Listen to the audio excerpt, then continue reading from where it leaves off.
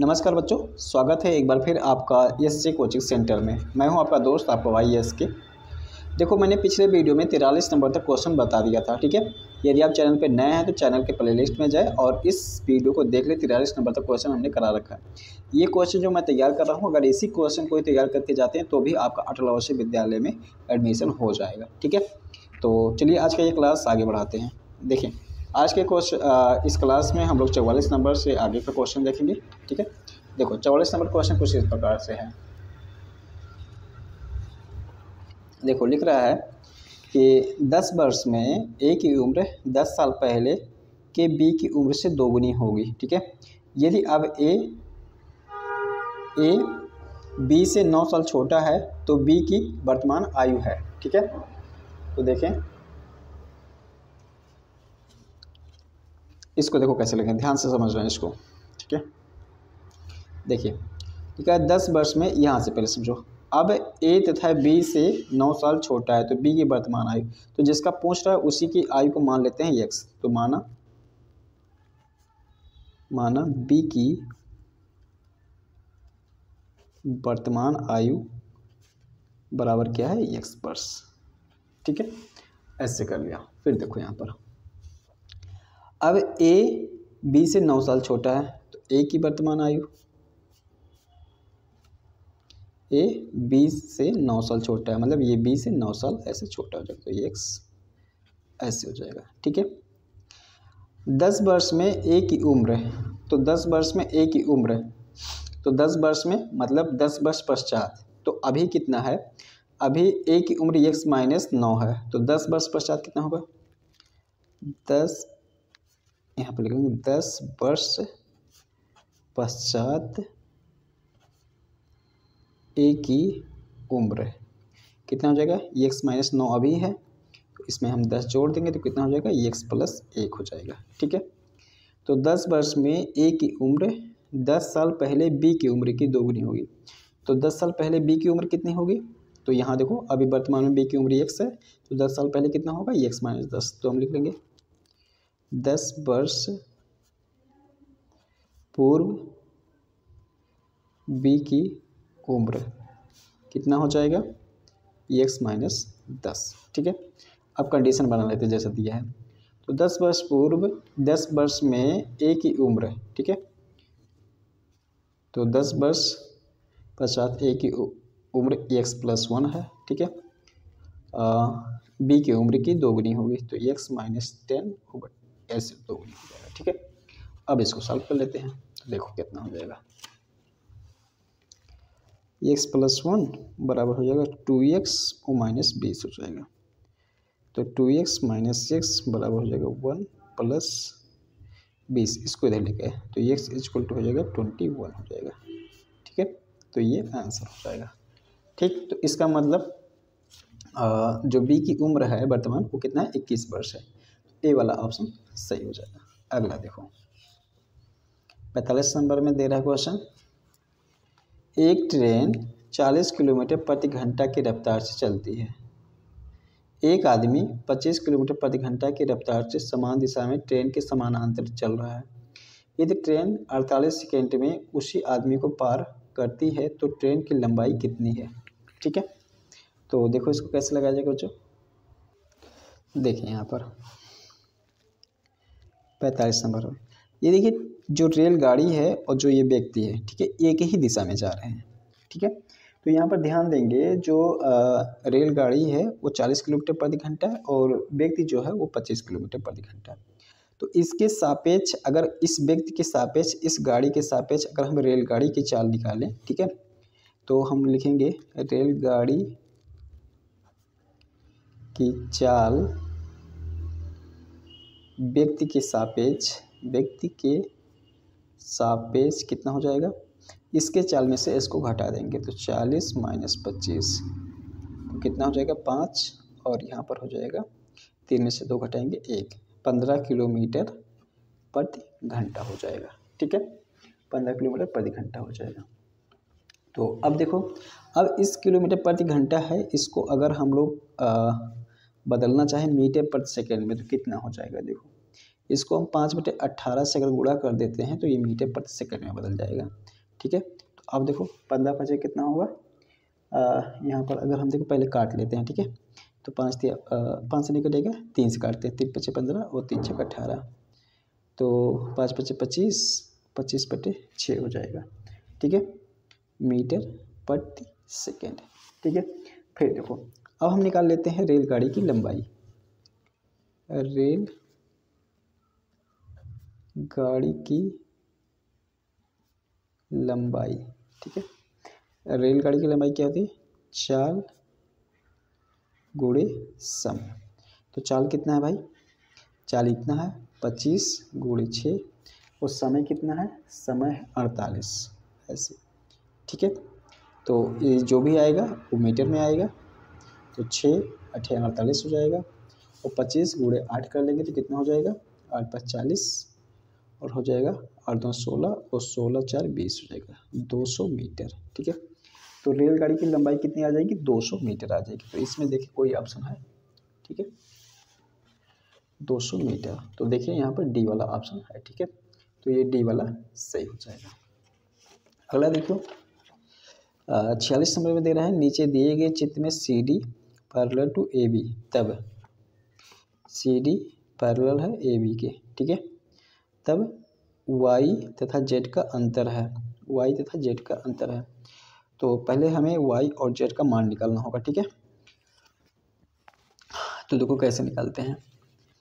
एक चीज़ देखो, अगर ये बी ए और सी डी ये समानांतर है ना, तो ये जो ए सी रेखा है ये तिर्यक रेखा है, और तिर्यक रेखा आपको पता होना चाहिए कि जब दो समांतर रेखाओं को तिर्यक रेखा काटती है तो इधर और इधर बना हुआ कोण एकांतर कोण होता है और एकांतर कोण बराबर होते हैं, अर्थात z = 2x हो जाएगा। ठीक है, तो इस तरीके से हम z की वैल्यू निकाल सकते हैं। तो देखो इसको कैसे लगाएंगे, बेहद ही आसान तरीके से मैं बताने की कोशिश करता हूँ।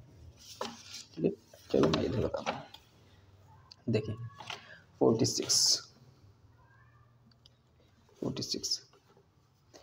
इधर देखो ए बी सी एक त्रिभुज है ना, इन सभी को जोड़ लो, इसके कोणों को, तो इन सभी के कोणों को जोड़ेंगे तो कितना 180 अंश के बराबर हो जाएगा। तो 2x + 3x + 4x = 180। ठीक है, अब देखो 3 × 2 = 5 और 5 × 4 = 9, 9x हो जाएगा बराबर 180।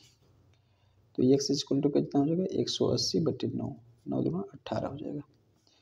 तो x = कितना आ गया, 20 आ गया। ठीक है, x = 20। तो यहाँ पर 2x की वैल्यू निकाल लो। ठीक है, तो 2x कितना हो जाएगा, 2x है किसके बराबर, यहाँ पर देखो z के बराबर हो जाएगा। ठीक है, 2x z के बराबर हो जाएगा।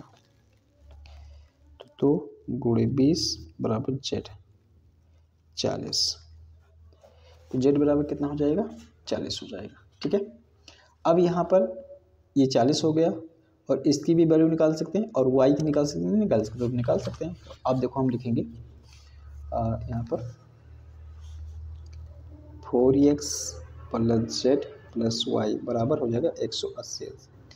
4x की जगह पे कितना रख देते हैं, 20 और z 40 है + y = 180। ठीक है, अब देखो 20 × 4 = 80 + 40 + y बराबर हो जाएगा 180।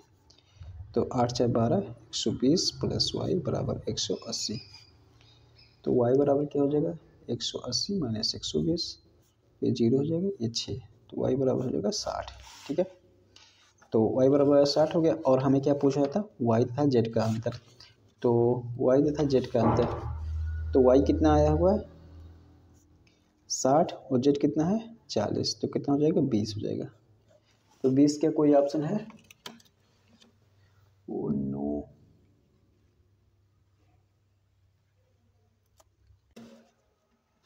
तो इस तरीके से जो आ जाएगा आंसर वो 20 आ जाएगा। ठीक है, तो यहाँ पर देखते हैं कोई ऑप्शन है 20, देखिए सी, तो ये सी वाला सही हो जाएगा। ठीक है, अगला देखो 47 में है क्वेश्चन। 47 में देखो कह रहा है कि वह छोटी से छोटी संख्या कौन सी है जिसमें 2 जोड़ने पर योगफल 24, 36, 45 और 60 से पूरा विभाजित हो जाता है। ठीक है, तो देखो कि काम करते हैं यहाँ पर 24, 36, 45 और 60 इसका निकाल लेते हैं एलसीएम। ठीक है, तो 2 से काटो, यहाँ पर हो जाएगा 12, 2 एकम 2 8 16, हो जाएगा 45, ये हो जाएगा ऐसे। ठीक है, फिर 2 से काटो, 2 6 12, 2 9 18, 45 को ऐसे करना, ये 2 ऐसे हो जाएगा। ठीक है, फिर इसको 2 से काट लो, 2 3 6, ये नहीं कटेगा, ये भी नहीं कटेगा, और ये ऐसे ही। ठीक, फिर इसको देखो 3 से काट लो, 3 एकम 3, 3 3 9, 3 एकम 3, 3 5 15 और 3 5 15, 3 एकम 3, 3 एकम 3, 3 5 15, ऐसे हो जाएगा, और ये 5 ऐसे। ठीक है, तो आप सभी का गुणा कराएंगे एलसीएम के लिए। एलसीएम 2 गुणे 2 गुणे 2 गुणे 3 गुणे 3 गुणे 5 हो जाएगा। तो 2 दूना 4, 4 दूना 8, 8 3 24 और 24 3 हो जाएगा 24 3 72, 72 पंचे 5 दूना 10 और 5 7 35, 35 1 36 360। ठीक है, तो इसका कितना आ गया 360। अब पूछ रहा था इसमें, लेकिन ये नहीं पूछ रहा, पूछ रहा और छोटी संख्या कौन सी है जिससे 2 जोड़ने पर योगफल। ठीक है, तो एक काम कर लेते हैं, इतना संख्या जो है ये सभी से भाग करेंगे तो पूरा पूरा कट जाएगा, तो इसी में से 2 घटा लेते हैं, तो कितना हो जाएगा 358। ठीक है, तो 358 एक ऐसी संख्या है जो 358 में जोड़ेंगे तो ये 2 जोड़ेंगे तो पूरा पूरा कटेगा, तो ये ए वाला ऑप्शन सही हो जाएगा। ठीक है, तो इसका ए वाला ऑप्शन सही हो जाएगा। अगला देखो, अगला है, कह रहा है कि एक संख्या का 2/5। तो चलो जैसे कह रहा है वैसे करते चलते। दिख रहा है आप लोग को बच्चों? ठीक है, दिख रहा है। देखो 48 में एक संख्या का 2/5, तो मान लेते हैं वो संख्या, माना संख्या बराबर x है, तो x का 2/5 का 1/4, फिर इसका 1/4 निकाल लेते हैं। कह रहा 514 हो, 514 हो तो उस संख्या का 1/2 क्या होगा। तो सबसे पहले इस तरीके से हम संख्या निकाल लेते हैं। तो देखो 2 दूना 4 हो जाएगा, तो x/10 हो जाएगा बराबर 540। तो x इक्वल टू हो जाएगा 540/10 बराबर हो जाएगा ये ऐसे हो जाएगा। ठीक है, 5400। अब इसका 1/2 कितना होगा, तो इसका 1/2 मतलब लोग कर लेंगे 2 से भाग, तो 2 दूना 4, 2 चलो 27 हो जाएगा। ठीक है, तो ये आंसर कितना आएगा 2700 हो जाएगा। ठीक है, तो इसमें देखो कौन सा ऑप्शन है, ये सी वाला सही हो जाएगा। ठीक है, अगला देखो, अगला है कि किसी कक्षा में 15 बच्चों की औसत आयु 12 वर्ष है। यदि उनमें से एक शिक्षक की आयु जोड़ दे तो औसत आयु 1 वर्ष बढ़ जाता है, शिक्षक की आयु क्या होगी। ठीक है, तो किसी कक्षा में 15 बच्चों की औसत आयु। ठीक है, तो 15 बच्चों की औसत आयु हम यहाँ पर देखो कैसे इसको लगाते हैं। देखो किसी कक्षा में, तो हम यह काम कर लेते हैं, यहाँ पर 15 बच्चे हो जाएंगे, 15 बच्चों की औसत आयु। ठीक है, औसत आयु, तो ये 15 बच्चों का योग, 15 बच्चे होंगे। ठीक है, उनका योग करके मतलब यहाँ पर 15 किया गया होगा और यहाँ पर कितना होगा, औसत आयु 12 है। ठीक है, तो यहाँ पर बच्चों को जोड़ने पर कितना आ जा रहा है उसको पहले हम यहाँ पर कर लेते हैं। तो बच्चों की संख्या का योगफल 15 गुणे 12 हो जाएगा, यही तो है। ठीक है, तो चलो गुणा करा लेते हैं। 12 × 5 = 60 के 0 हासिल 6 और 12 × 6 = 18, 180 हो जाएगा। ठीक है, अब इसमें कह रहा है कि यदि उनमें से एक शिक्षक की आयु जोड़ दे। ठीक है, तो अब आपको पता है कि जब 15 बच्चों की संख्या को जोड़ेंगे, जो भी उनकी आयु है, तो 180 आएगा। ठीक है, तो अगर टीचर यहाँ पर देखो 180 ऐसे लिखते हैं और टीचर की आयु यहाँ पर। ठीक है, टीचर, तो यहाँ पर कितने लोग हो जाएंगे, 16 लोग हो जाएगा। और अब कितना हो जाएगा, शिक्षक की आयु जोड़ दें तो औसत आयु 1 बढ़ जाता है, मतलब यहाँ पर 13 हो जाता है। ठीक है, यही तो है। अब देखो इसको सॉल्व कर लेंगे तो देखो 180 प्लस टी बराबर 13 गुणे 16, टी बराबर हो जाएगा 13 गुणे 16 माइनस 180 हो जाएगा। ठीक है, अब इसका गुणा करा लेते हैं तो देखो इसका गुणा कराएंगे तो कितना जाएगा, 13 गुणा 16 का गुणा जब कराएंगे तो 108 आ जाएगा। ठीक है, और 180 ऐसी तो ये 8 हो गया, 8 2 10, मतलब यहाँ पर जो बचेगा 28। तो टीचर की उम्र जो आ जाएगी कितना आ जाएगी, 28 वर्ष आ जाएगी। ठीक है, तो यहाँ पर देखिए कोई ऑप्शन है क्या, अगले पेज में होगा।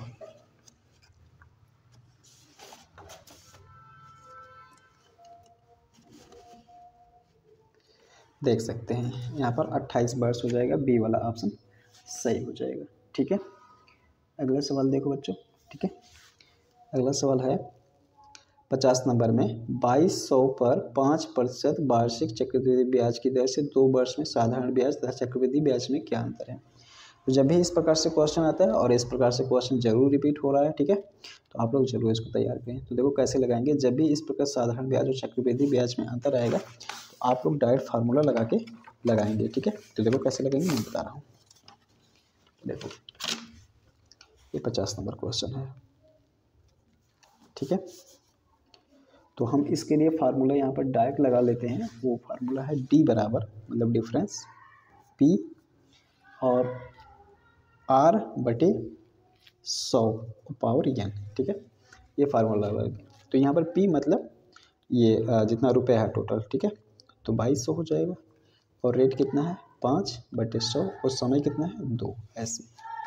तो देखो 2200 यहाँ जगह 5 गुणे 5 और ये 100 गुणे 100 हो जाएगा। ठीक है, अब देखो ये 2 जीरो कटा। ठीक है, और 5 पचे 25 और 25 चौके कितना हो जाएगा 100 हो जाएगा। ठीक है, तो 22 बटे 4। ठीक है, और इसको अगर हम लोग भाग करेंगे तो देखो 22 में 4 से भाग करते हैं तो 4 पचे 20, यहाँ पर 2 बचेगा दशमलव या 0, फिर 4 पचे 20 मतलब 5.5 आ जाएगा। ठीक है, तो डिफरेंस कितना आ जा रहा है 5.5 आ जा रहा है। तो इसमें देखिए कोई ऑप्शन है क्या 5.5, ये देख सकते हैं डी वाला ऑप्शन है। ठीक है, तो ये सही हो जाएगा। अगला देखो 51 में है। तो 51 में दी गई है चित्र में कोण की माप दी गई है x प्लस वाई बराबर है। तो यहाँ पर सभी का कोण दिया हुआ है और इसका इस तरीके से x और y की वैल्यू निकाल करके बताना है x प्लस वाई बराबर क्या होगा। ठीक है, तो चलिए इसको सॉल्व करते हैं। देखिए यहाँ पर 51 नंबर दिया हुआ है। तो हमें जैसे कि पता है कि इसमें मैं एक काम करता हूँ। देखो इसको अगर ध्यान दें तो ये एक चक्रीय चतुर्भुज है ना, क्योंकि ये वृत्त के अंदर बना हुआ और चारों इसके जो कॉर्नर हैं वो इस वृत्त को टच कर रहे हैं। तो ये एक चक्रीय चतुर्भुज है। ठीक है, देखो यहाँ पर क्या हो जाएगा, इसको हम लोग लिखेंगे। ये देखो चक्रीय चतुर्भुज के जो सम्मुख कोण होते हैं, मैं इसको जोड़ता हूँ, वो 180 अंश के बराबर होते हैं, अर्थात समपूरक होते हैं। देखो x प्लस 15 प्लस वाई बराबर कितना हो जाएगा 180। अब देखो x प्लस वाई को इधर ही रोक लेते हैं, 180 इसको इधर भेज देते हैं तो 15 हो जाएगा। तो अभी कितना हो जाएगा 5 और यहाँ पर हो जाएगा 7 में से 1 घटाएंगे बचेगा 6। ठीक है, तो 165 हो जाएगा। तो x प्लस वाई बराबर कितना हो जाएगा 165 हो जाएगा। ठीक है, तो इसका कौन सा ऑप्शन हो जाएगा सही, सी वाला ऑप्शन सही हो जाएगा। ठीक है, चलो आगे और क्वेश्चन देखते हैं। देखें अगला क्वेश्चन दिया गया है 52 नंबर में, आप लोग को दिख रहा होगा। देखो लिखा हुआ है ए और बी मिलकर किसी कार्य को 8 दिन में कर सकते हैं। ठीक है, तो ए प्लस बी मिलकर किसी कार्य को 8 दिन में पूरा कर रहे हैं। ठीक है, यदि ए अकेला इस कार्य को 12 दिन में करें, अगर ए को अकेला करना होगा तो कितने दिन लगाएगा बच्चों 12 दिन लगाएगा। ठीक है, तो बी उस कार्य को कितने दिनों में पूरा करेगा। ठीक है, तो जब भी इस प्रकार से क्वेश्चन आएगा तो एक काम करना। ठीक है, बी अकेला कितने दिन में करेगा। ठीक है, तो देखो क्या कर लेना यहाँ पर देखो ए अकेला कितने दिन में कर रहा है, 12 दिन में, ठीक है। और दोनों मिलके कितना करेंगे, 8 दिन में, ठीक है। तो इन दोनों को गुणा कर देंगे और यहीं पर ऐसे घटा देंगे, ठीक है। अब देखो इसका अगर 12 गुणे 8 ऐसे रहने देते हैं, ये हो जाएगा 4 और 4 दूना 8 हो जाएगा और यहाँ कितना हो जाएगा, 24 हो जाएगा, ठीक है। तो कितने दिन में पूरा करेंगे, 24 दिन में करेंगे, ठीक है।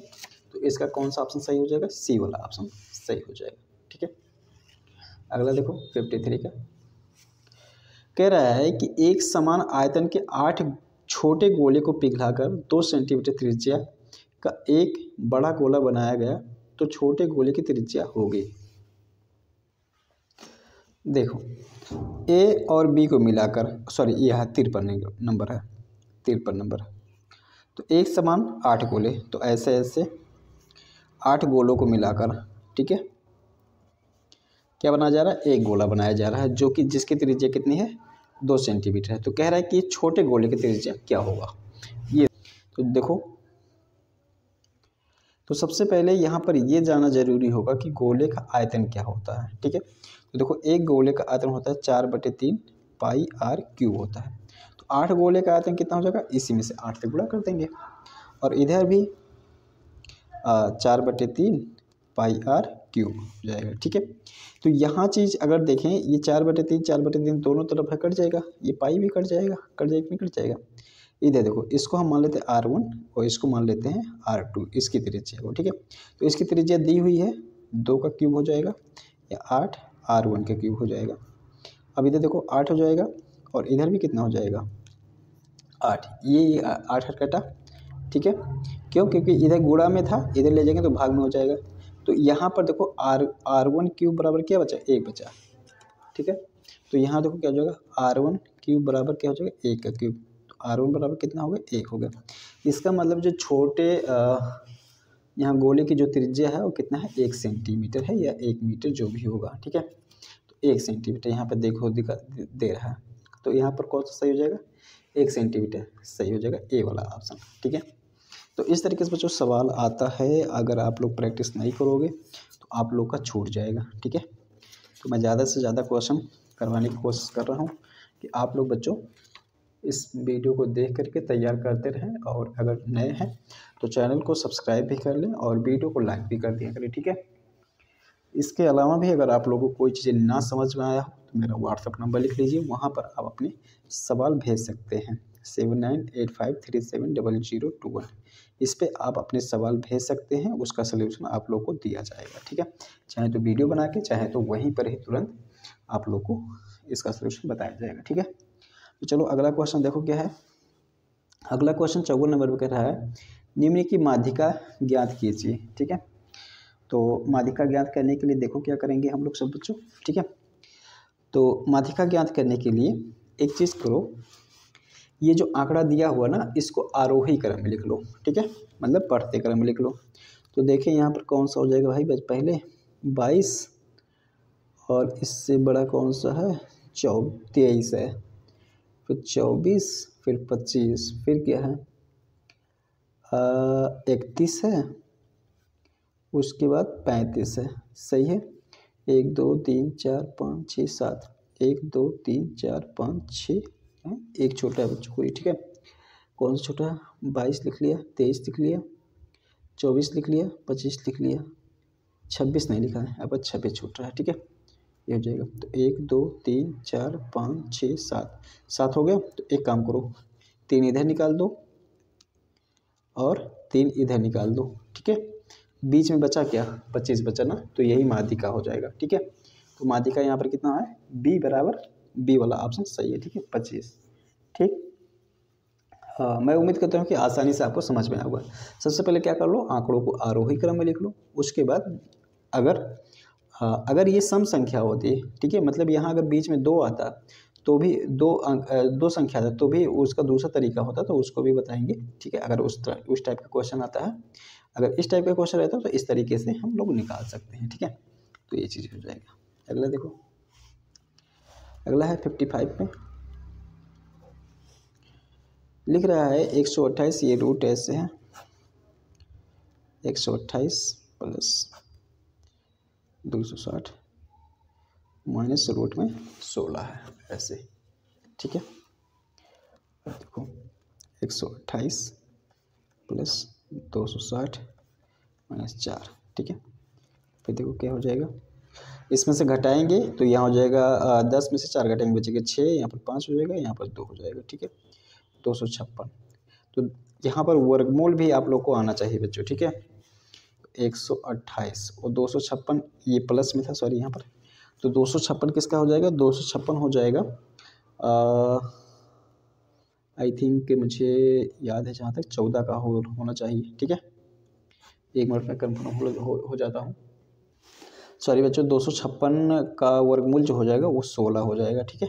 तो इस तरीके से अब देखो 8 6 14, 2 1 3 1 4, 144 हो जाएगा। तो 144 का वर्गमूल क्या आ जाएगा, ये 12 आ जाएगा, ठीक है। तो आंसर कितना हो जाएगा बच्चों, 12 हो जाएगा, ठीक।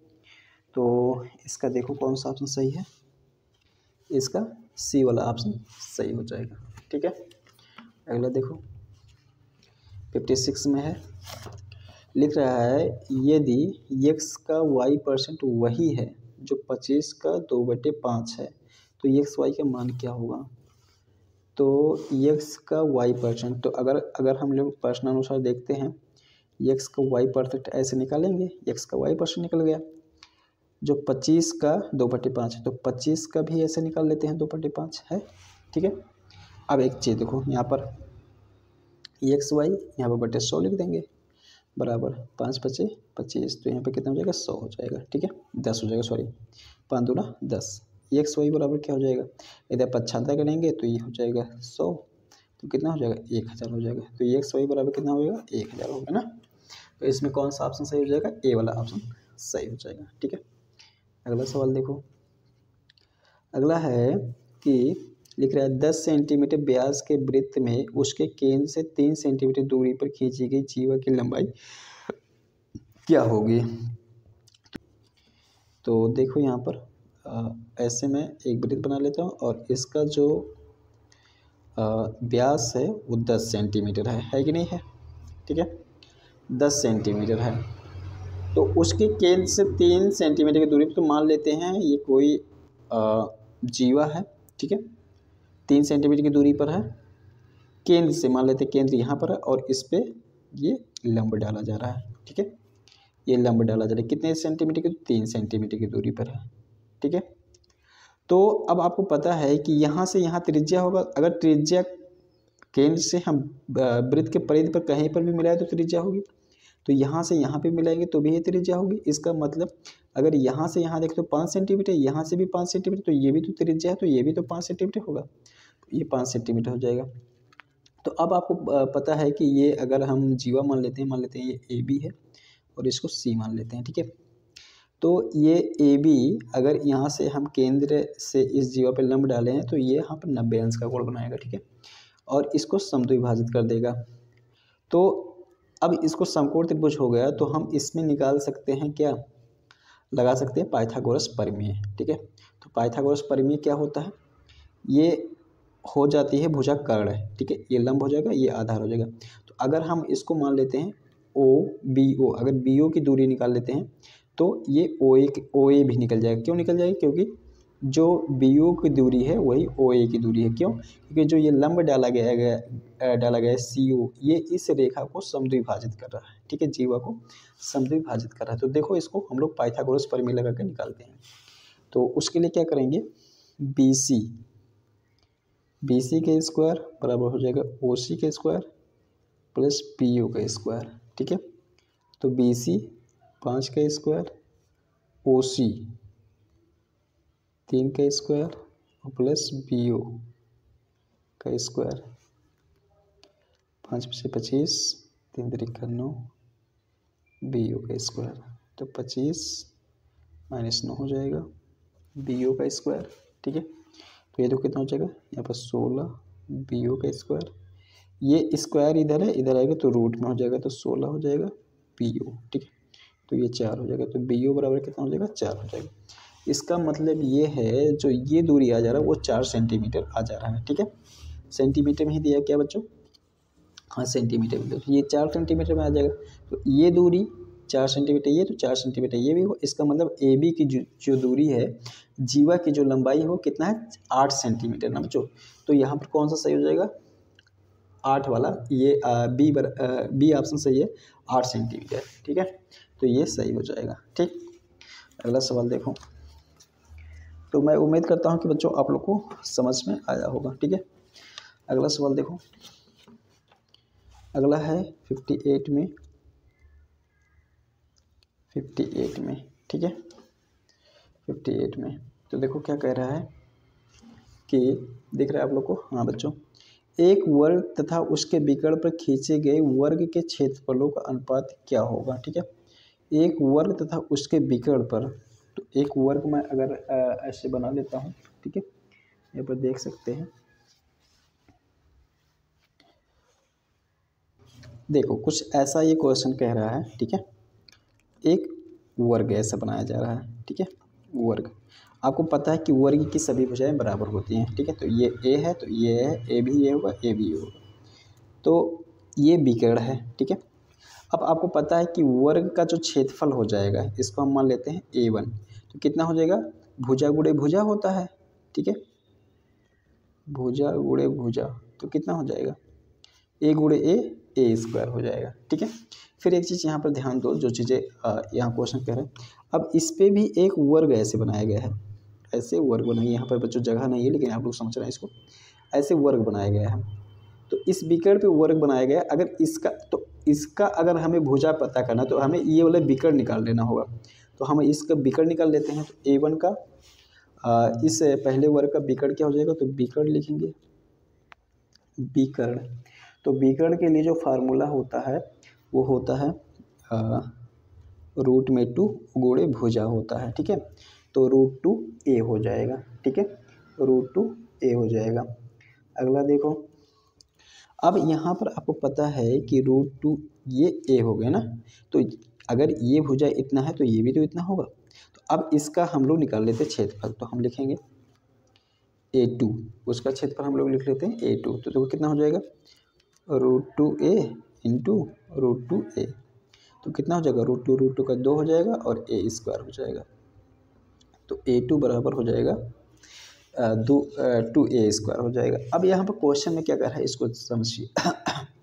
तो कह रहा है खींचे गए वर्ग के क्षेत्रफलों का अनुपात क्या होगा, ठीक है, एक वर्ग तथा उसके विकर्ण पर। तो वर्ग, पहले वर्ग का क्षेत्रफल कितना है a स्क्वायर, तो A1 बटे A2 बराबर क्या हो जाएगा a स्क्वायर और 2a स्क्वायर, तो ये कट जाएगा ऐसे, तो कितना हो जाएगा 1/2 हो जाएगा, ठीक है, ऐसे। तो कितना आ जा रहा है यहाँ पर 1:2 आ जा रहा है, ठीक है। तो इसमें कोई ऑप्शन है बच्चों, डी वाला ऑप्शन है, ठीक है, तो ये सही हो जाएगा, ठीक है। अगला सवाल देखो बच्चों,